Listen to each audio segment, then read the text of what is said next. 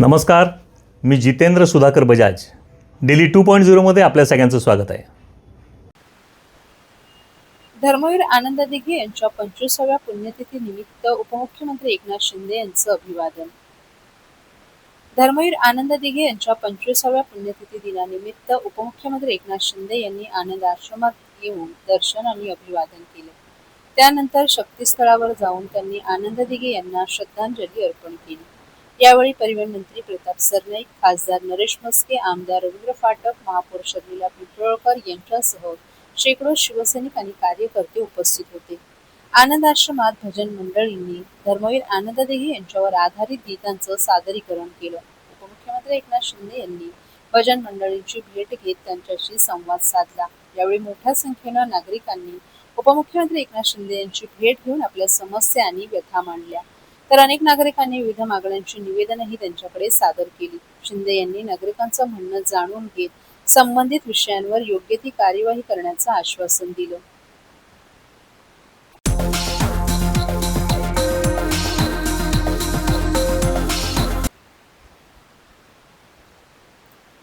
शिवसेनेचे दिवंगत नेते धर्मवीर आनंद दिघे यांच्या स्मृतिदिनानिमित्त माजी खासदार राजन विचारे यांनी त्यांना भावपूर्ण श्रद्धांजली अर्पण केली. दिघे साहेबांना जाऊन तब्बल 25 वर्ष झाली असली तरी त्यांच्या आठवणी आजही प्रत्येक शिवसैनिकाच्या मनात आणि हृदयात कायम असल्याच्या भावना विचारे यांनी व्यक्त केल्या. आज दिघे साहेबांची आठवण न येणारा एकही दिवस जात नाही. कुठलाही सण किंवा सामाजिक कार्यक्रम असो, दिघे साहेबांच्या स्मरणाशिवाय तो सुरू होत नसल्याचं विचारे यांनी सांगितलं. दिघे साहेबांनी असंख्य निष्ठावंत कार्यकर्ते घडवले. आमच्यासारख्या सर्वसामान्य कार्यकर्त्यांना त्यांनी इथपर्यंत पोहोचवलं. आमचा गल्ली ते दिल्ली हा प्रवास धर्मवीर आनंद दिघे आणि हिंदू हृदय सम्राट शिवसेना प्रमुख बाळासाहेब ठाकरे यांच्या आशीर्वादामुळे शक्य झाल्याचंही राजन विचारे यांनी सांगितलं. दिघे साहेबांनी निर्माण केलेले अनेक कार्यकर्ते आजही त्यांच्या विचारांशी आणि शिवसेनेच्या निष्ठेशी जोडलेले आहेत. शेवटच्या क्षणापर्यंत दिघे साहेब शिवसेनेशी प्रामाणिक राहिले आणि हिंदू हृदय सम्राट शिवसेना प्रमुख बाळासाहेब ठाकरे यांच्या सोबत राहिले, असे भावनिक उद्गार विचारे यांनी यावेळी काढले.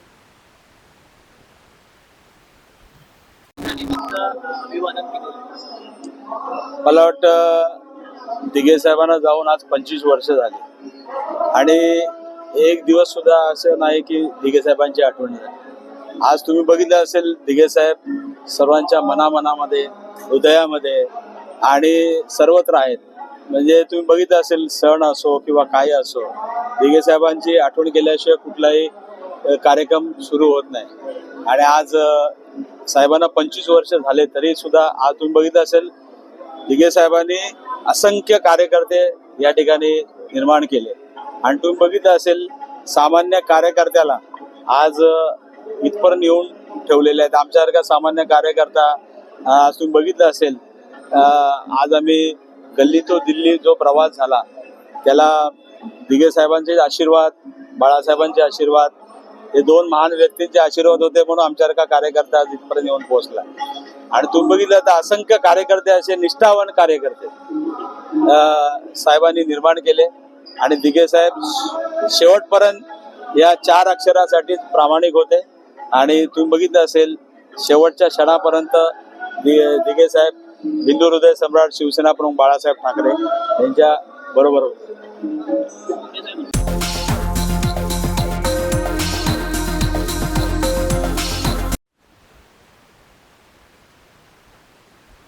ईद ए मिलाद निमित्त मुंबऱ्यात मानवतेची मानवी साखळी. इस्लाम धर्माचे संस्थापक पैगंबर मोहम्मद यांनी मानवता, बंधुता आणि शांततेचा संदेश दिला. या संदेशांचा मानवी जीवनात अवलंब व्हावा या सदहेतून ईद ए मिलाद उन नबी निमित्त राष्ट्रवादी विद्यार्थी काँग्रेस शरद पवार पक्षाच्या राष्ट्रीय कार्याध्यक्षा तथा नगरसेविका मर्जिया शानू पठाण यांच्या पुढाकारातून मानवी साखळीचं आयोजन करण्यात आलं होतं. या मानवी साखळीसाठी शेकडो नागरिक रस्त्यावर उतरले होते. पैगंबर मोहम्मद यांनी मानवी मूल्य, शांतता आणि मानवतेचा संदेश दिला होता. मात्र सध्या जगात अशांतता निर्माण झालीये. जगात जे सुरू आहे ते थांबावं आणि लहान मुलांमध्ये मानवतेची शिकवण रुजावी या सदहेतूने ठाणे महापालिकेचे विरोधी पक्षनेते अशरफ शानू पठाण आणि मर्जिया पठाण यांनी या मानवी साखळीचं आयोजन केलं होतं. वृद्धांचा आदर करणं म्हणजेच अल्लाहचा आदर करण्यासारखं आहे. तुमच्यापैकी सर्वात उदार तो आहे जो त्यानं शिकवलेल्या गोष्टी लोकांमध्ये पसरवतो. अल्लाहच्या नजरेत महिला पुरुषांपेक्षा जास्त प्रिय आहेत आणि जो पुरुष आपल्या महरम महिलांना आनंद देईल त्याला अल्लाह खूप बक्षीस देईल. खोटं बोलणं तुमच्या उपजीविकेवर नकारात्मक परिणाम करेल आदी संदेशाचे फलक हातात घेऊन शेकडो अबालवृद्ध महिला तरुण दारुल फलाह मशिदीसमोरील मानवी साखळीत सहभागी झाले होते. यावेळी विरोधी पक्षनेते शानू पठाण यांनी आम्ही हा संदेश मानवी साखळीद्वारे गेल्या अनेक वर्षांपासून लोकांसमोर आणि नागरिकांसमोर मांडत आहोत की आज जे जगात द्वेषपूर्ण वातावरण आहे, संपूर्ण जगात युद्धजन्य परिस्थिती निर्माण झाली आहे. अमेरिका इराणशी लढत आहे, रशिया युक्रेनशी लढत आहे. संपूर्ण जगामध्ये एक प्रकारे वाईट वातावरण तयार झाले. अशा वातावरणात या परिस्थितीत आज प्रेषितांचा संदेश जगात पोहोचवणं आवश्यक आहे की माणसाला शांतता आणि बंधुता यांची काय गरज आहे. आम्ही हातात पकडलेल्या फलकांवर अल्लाह तुमच्या रूपांकडे पाहत नाही तर तुमच्या कर्मांकडे आणि तुम्ही लोकांसोबत कसे वर्तन करतात त्याकडे पाहतो असं त्यांनी सांगितलं. तर नगरसेविका मर्जिया पठाण यांनी प्रेषितांनी सांगितलेल्या मार्गावर चालणं हेच पुण्यकर्म आहे.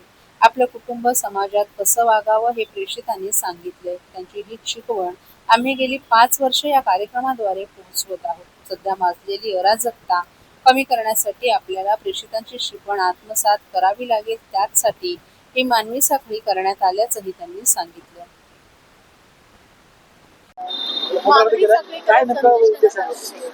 प्रॉफिट मोहम्मद सल्लल्लाहु अलैहि वसल्लम की यौम पैदाइश के दिन के मुताबिक आज का दिन मनाया जाता है और उनका संदेश है कि भाईचारा, सुकून, एकता जगत में कैसा होना चाहिए, ये उनका सबसे उद्देश्य और संदेश है।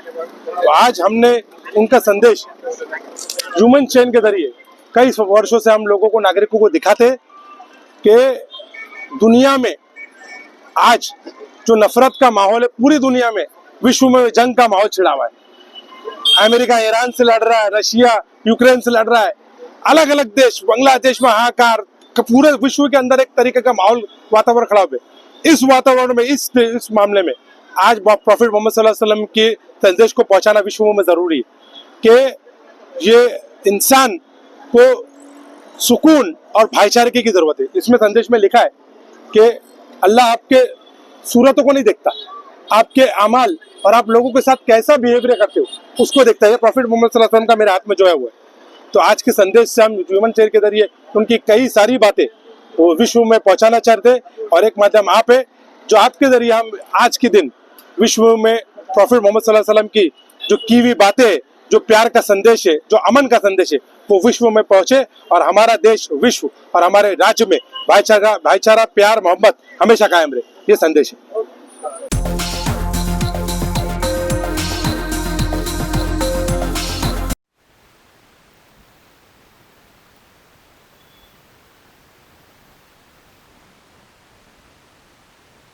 राजन विचारे यांच्याकडून कंत्राटदार आत्महत्यांना संस्थात्मक खून ठरवत गुन्हे दाखल करण्याची मागणी. महाराष्ट्रातील कंत्राटदारांची तब्बल 86,000 कोटी रुपयांची थकबाकी शासनाकडे प्रलंबित असल्याचा दावा महाराष्ट्र कंत्राटदार महासंघानं केला आहे. कामे करूनही वेळेवर मिळत नसल्यानं कंत्राटदार आर्थिक अडचणीत सापडले असून कर्जबाजारीपणामुळे आत्महत्यांचं सत्र सुरू असल्याचा आरोप महासंघानं केला. नवी मुंबईतील कंत्राटदार गजानन भाऊ देवकाते यांनी थकबाकी न मिळाल्याच्या तणावातून आत्महत्या केल्याचा दावा महासंघानं केलाय. ही कंत्राटदाराची 7वी आत्महत्या असल्याचे सांगत महाराष्ट्र कंत्राटदार महासंघाचे नेते मंगेश आवळे यांनी सरकारला गंभीर इशारा दिलाय.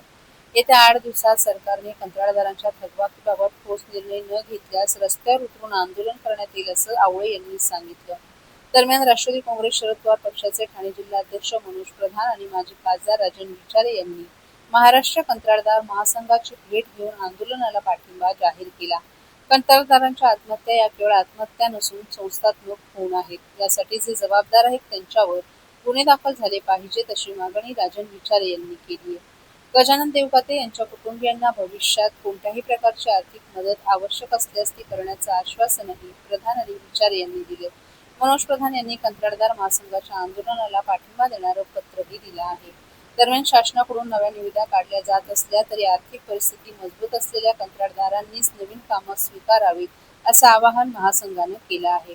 जुन्या कामांची थकबाकी प्रलंबित असताना नवीन कामे घेतल्यास कंत्राटदार आणखी आर्थिक संकटात सापडू शकतात असा इशाराही महासंघानं दिलाय. आज स्वर्गीय आनंद दिघे यांच्या 25व्या स्मृतिदिनानिमित्त ठाण्यात आलेले उपमुख्यमंत्री एकनाथ शिंदे यांची कंत्राटदारांच्या शिष्टमंडळानं भेट घेतली. खासदार नरेश म्हस्के यांच्या माध्यमातून कंत्राटदारांच्या मागण्यांचं निवेदन उपमुख्यमंत्री एकनाथ शिंदे यांना देण्यात आलं. शिंदे यांनी निवेदन स्वीकारून कंत्राटदारांच्या मागण्याही जाणून घेतल्या. शेतकऱ्यांची तर राज्यातल्या परिस्थिती बिकट आहेच, मात्र आता कंत्राटदारांची देखील परिस्थिती बिकट झालेली आहे. 7 कंत्राटदारांनी आतापर्यंत आपलं जीवन संपवलेलं आहे. आपण आता कंत्राटदार महासंघाला पाठिंबा दर्शवलेला आहे. काय नेमकं सांगाल? कसं आहे, या महाराष्ट्रामध्ये अधिकाऱ्यांनी सांगितलेल्या विश्वासावर त्यांनी कामं केली. आज 86,000 crores थकबाकी आहे. वारंवार शासनाच्या दारी जाऊनही कुठेही न्याय मिळत नाही. असं असताना त्यांना पर्याय काय? जे मोठे इन्फ्रावाले आहेत त्यांना अब्जो रुपयाची बिलं मिळत आहेत, पण हे जे छोटे कामगार आहेत, कॉन्ट्रॅक्टर आहेत, ज्यांना 1 लाख ते 10 लाख किंवा 1 कोटीपर्यंत कामं मिळत आहेत, त्यांची बिलच नाही निघत आहे. मग आमचा एक छोटासा ठेकेदार नवी मुंबईमध्ये राहणारा देवकाते नावाचे 45व्या वर्षी त्यांना काही उपायच दिसला नाही दुसरा. त्यांना काही मार्ग जेव्हा दिसत नाही तेव्हा माणूस काय करेल? पोरं बाळ सोडून त्यांनी सुसाईड कमिट केलं आणि हे 7वं अशा प्रकारे सुसाईड या ठेकेदारांमुळे झालंय. तर आज मी राष्ट्रवादीच्या माध्यमातून त्यांना पाठिंबा दर्शवायला मी या ठिकाणी आलो आणि त्यांना मी शब्द दिलाय की ह्यांचं कुठलंही आंदोलन असेल, कोणाच्याही दारी जायचं असेल तर ठाण्यातले राष्ट्रवादीचे कार्यकर्ते त्यांच्याबरोबर सामील होतील. देवकाते जे ठेकेदार होते त्यांच्या परिवाराच्या दुःखात आम्ही सामील आहोत आणि त्यांच्या घरच्यांना काहीही आर्थिक मदत लागली आणि यांनी जर तसा आम्हाला निरोप दिला तर आव्हाड साहेबांच्या माध्यमातून आम्ही काही ना काहीतरी फुल न फुलाची पाकळी त्यांना मदत होईल या दृष्टीने आम्ही पावलोच.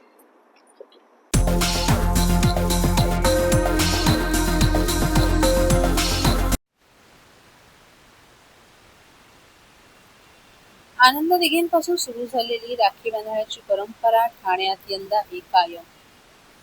धर्मवीर आनंद दिघे साहेबांना राखी बांधण्यासाठी शेकडो हजारो लाडक्या बहिणी ठाण्यात उपस्थित राहत असतात. दिघे साहेबांनी सुरू केलेली ही परंपरा उपमुख्यमंत्री एकनाथ शिंदे यांच्या माध्यमातून आजही कायम आहे. उपमुख्यमंत्री एकनाथ शिंदे यांच्यावर प्रेम करणाऱ्या हजारो भगिनी दरवर्षी ठाण्यात येऊन आपल्या लाडक्या भावाला राखी बांधतात. यंदाच्या कार्यक्रमासाठी महाराष्ट्राच्या कानाकोपऱ्यातून मोठ्या संख्येनं महिला भगिनी ठाण्यात येणार असल्याचं आयोजकांनी सांगितलं. महाराष्ट्राच्या विविध जिल्ह्यातून अनेक महिलांचे फोन आले असून शिंदे यांनी महाराष्ट्राच्या विकासासाठी घेतलेल्या मेहनतीबद्दल आणि महिलांसाठी केलेल्या मदतीबद्दल त्यांच्याप्रती कृतज्ञता व्यक्त करण्यासाठी राखी बांधण्याची इच्छा महिलांनी व्यक्त केली आहे. यंदा तब्बल 25,000 महिला भगिनी या कार्यक्रमाला उपस्थित राहण्याची शक्यता आहे. दरवर्षी ठाण्यात होणारा हा कार्यक्रम आता केवळ ठाण्यापुरता मर्यादित न राहता महाराष्ट्राचा कार्यक्रम झाला असल्याची भावना आयोजकांनी व्यक्त केली आहे. धर्मवीर आनंद दिघे साहेबांपासून सुरू झालेली भाऊ बहिणीच्या जिव्हाळ्याची ही परंपरा यंदाही मोठ्या उत्साहात पार पडणार आहे. हे जे मोठ्या प्रमाणात रक्षाबंधन उत्सव साजरा करायचे त्याच पद्धतीचा आता उत्सव यावेळी साजरा केला. काय विशेष आहे आणि काय वेगळं पण असेल? वेगळं पण असं नाही आहे. दरवर्षी धर्मवीर आनंद दिघे साहेबांना राखी बांधण्याकरता लाडक्या बहिणी शेकडोंच्या संख्येने, हजारोंच्या संख्येने तेमी नाक्यावरती उपस्थित राहायच्या. त्यानंतर एकनाथ शिंदे साहेबांनी सुद्धा दिघे साहेबांप्रमाणे काम सुरू केल्यानंतर शिंदे साहेबांवरती पण प्रेम करणाऱ्या ठाण्यातील हजारो भगिनी ज्या आहेत त्या ठिकाणी येतात. त्या ठिकाणी मोठा कार्यक्रम असतो आणि आपल्या लाडक्या भावाला राखी बांधत असतात. ही परंपरा दिघे साहेबांपासून सुरू आहे. यावर्षी आम्हाला मला या कार्यक्रमाचं आयोजन आम्ही करत असतो. मला महाराष्ट्रातून अनेक फोन आले. मग धुळे असेल, नाशिक असेल, पुणे असेल, रत्नागिरी असेल, सिंधुदुर्ग असेल, अगदी अमरावती, गडचिरोली, परभणी, जालना, संभाजीनगर की आम्हाला सुद्धा हे आमच्या लाडक्या भावाला राखी बांधण्याकरता या ठिकाणी यायचं आहे. आणि मी त्यांना सांगितलं एवढा लांबून तुम्ही येताय. नाही, आमच्या लाडक्या भावानी आमच्यासाठी खूप काही केलेलं आहे. अतोनात प्रेम केलेलं आहे. आमचा लाडका भाऊ रात्रंदिवस या महाराष्ट्राच्या विकासाकरता संपूर्ण महाराष्ट्रात पायाला भिंगरी लावून फिरत आहे. आम्हाला त्यांनी हक्काची अशी मदत केलेली आहे, त्यामुळे आम्हाला यायचं आहे.